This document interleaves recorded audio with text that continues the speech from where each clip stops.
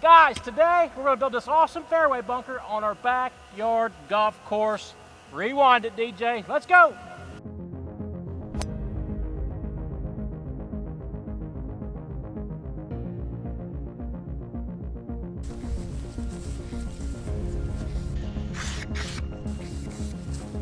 That was my initial drawing. I think I changed my mind. I think I want to drop it down lower, closer to the fairway. It's hard to tell right now in wintertime grass, but the edge of the fairway is about right here. So that's where the real mower stops. Then this bank I've always cut with zero turn. Now when I lay this out, what's most important to me right now is making sure I can travel around this with the zero turn mower without creating any spots I have to weed whack. 100%. It's all about the maintenance. I want to try to make things as maintenance easy as possible, if that makes sense. And I'm gonna get the zero turn out and make sure I can make that little bump up. Boy, the maintenance shop has missed me. You talk about a cold start. It's gonna be a cold start here. The old Kubota zero turn is not clocked in since probably November.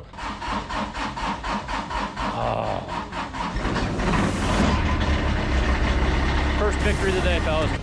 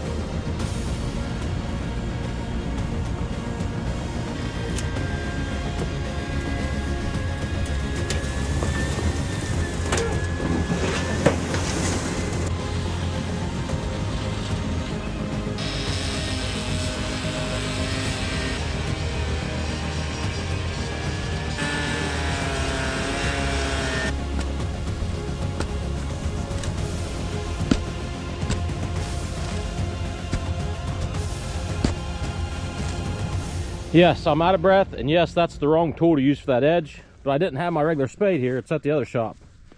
But my God, that looks good. Looks real good. Now this is where we're getting to what I consider to be the most difficult part of this bunker dig. It's determining how deep to make the belly.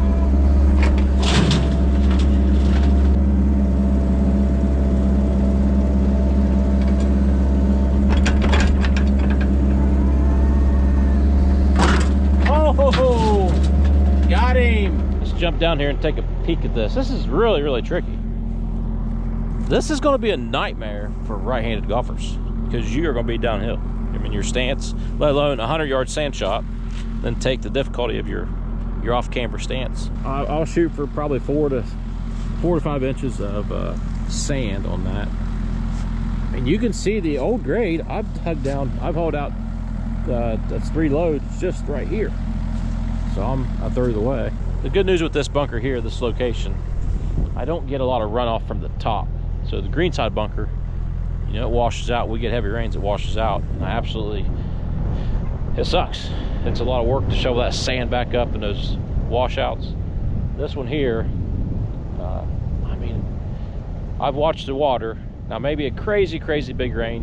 If we get some culverts plug up top, we might get some overflow down here. But for the most part, this should not wash out. This sand should stay. Run out of time on this beautiful Sunday. We'll get done what we can get done. And yeah, looking cool.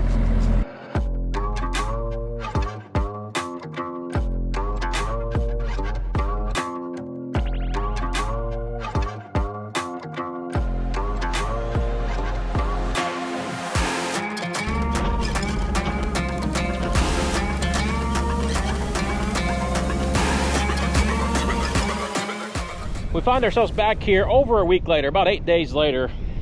All I've done is I've got intel. I was able to watch some pretty decent rains last week and see what they'd done. We had some washouts, we had water standing here, so we're gonna have to put some drains on each tip of this bottom layer. And then I'm gonna have to cut a little swell up top. Now for the terrible news I got this today. Let me jump into the equipment and we'll talk more about it.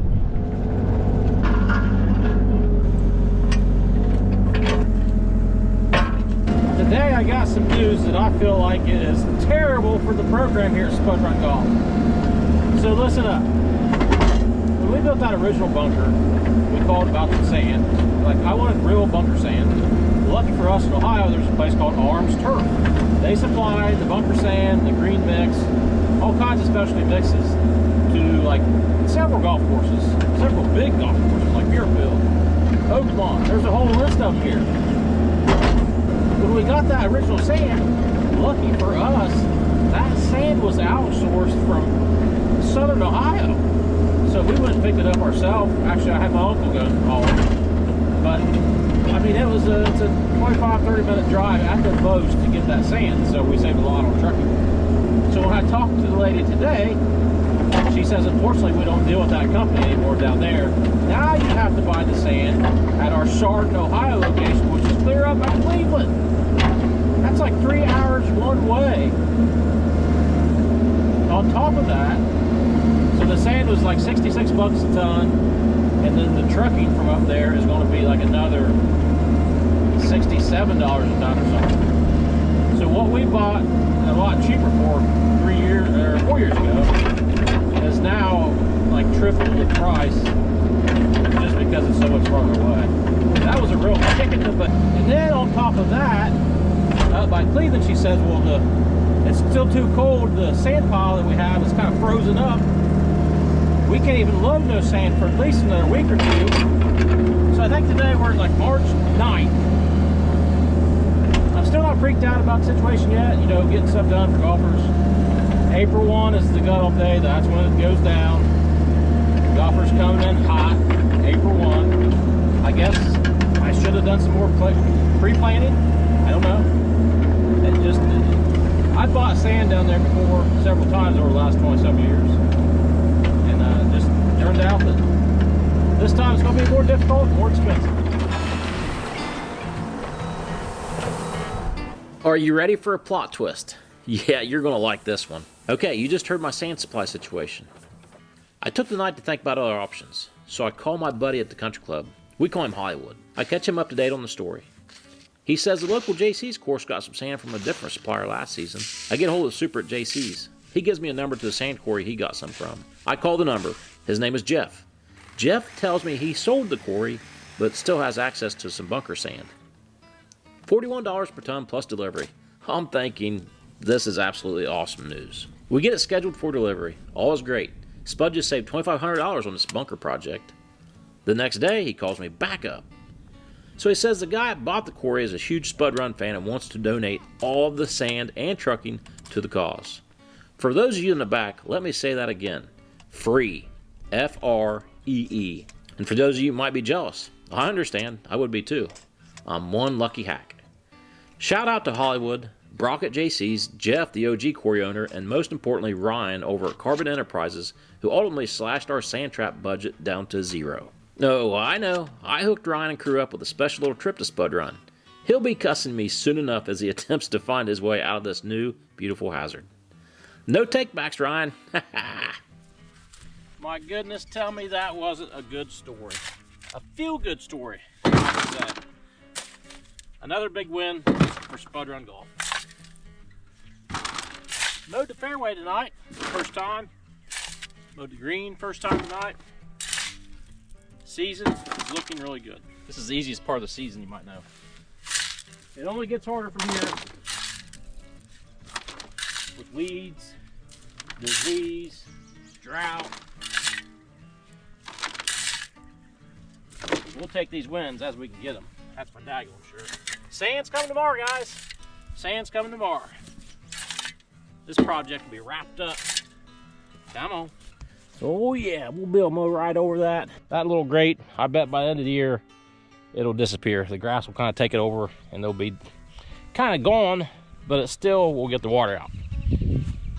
Really hoping this sand stays in place. That is steep. I know that it doesn't look like it's steep, but man, if you're lucky enough to play here at Spud Run Golf and you hit it in this fairway bunker that's 100 yards out from the green, you're gonna hate me. You're absolutely gonna hate me. I love it.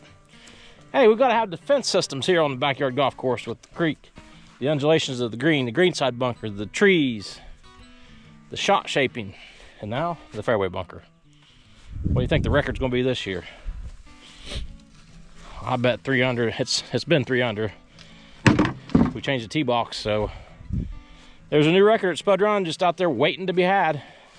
Hope you get it. Well, I guess before we go, I'll show you the green. It looks pretty good.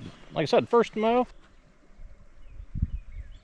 It was a little hairy. I took off 2 baskets. Normally I take off like a quarter basket, so it was definitely due. We just got back from Tobacco Road, went down and played golf for a couple of days, so the golf season for me kind of just started early. The real golf season starts when guests start coming here in a couple of weeks. I'd say all in all, this green's looking good. A lot of residual ball marks from last fall. Once this grass really starts growing, it'll heal up nice, heal up real nice. We'll drive down the fairway too. Then we'll see you tomorrow. You got this one.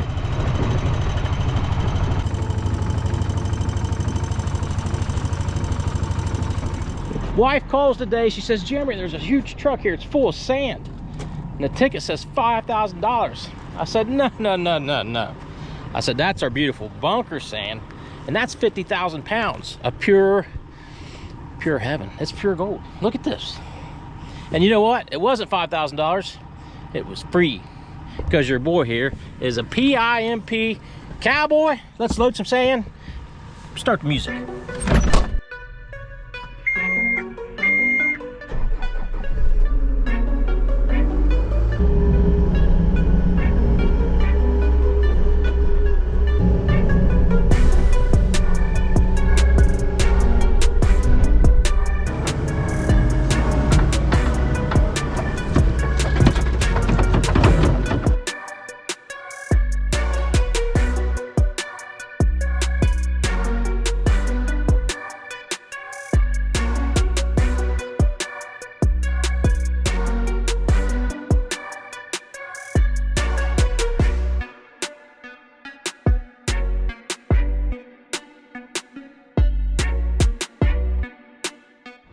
Fifth and final load, getting dumped into the bunker. And we're gonna spread that bad boy, rake her out nice and pretty. We're gonna hit a golf shot.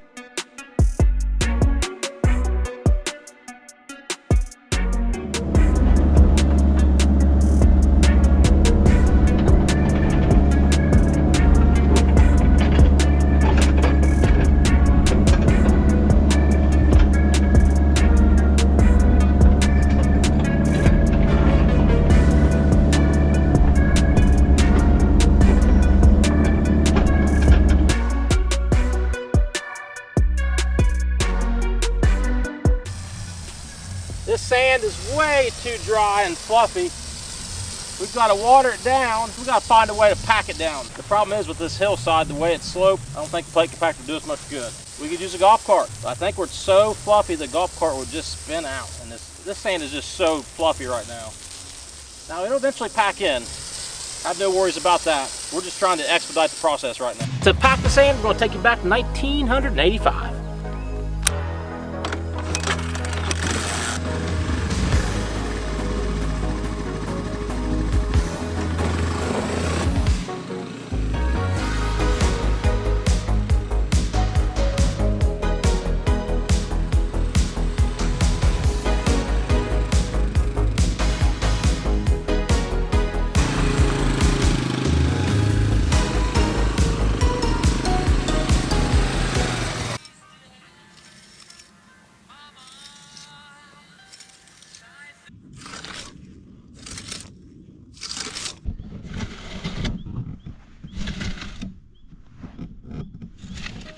Guys, we got 2 balls. The most dreaded shot in all of golf. 100-yard downhill lie, sand trap, fairway bunker. Come on, come on. Pick it clean, bud. If I hit this sand a little bit short, my club will get buried. In the creek. Daggone it. Last frame, bowlers. Come on, boy. Go, go, in the creek again. Well, the good news is we got a backyard fairway bunker here at Spud Run Golf, so I can get tons of practice. Guys, thanks for watching, thanks for working with us. Spud Run Golf. I normally don't throw my clubs. Over and out.